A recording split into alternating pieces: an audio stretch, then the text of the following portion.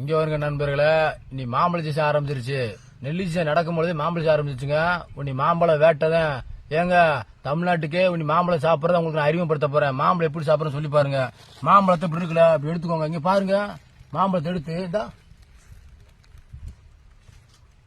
ஏங்க. ஐயோ ஐயோ,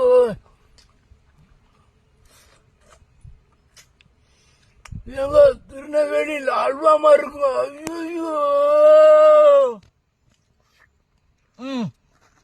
ஏங்க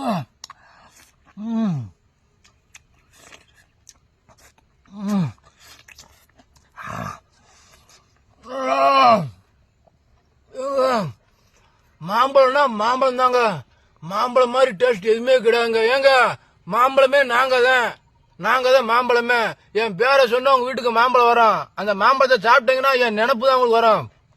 ஏங்க ஏங்க அருமையா இருக்குங்க. ஐயோ செம்மையா இருக்கு, தரமா இருக்கு.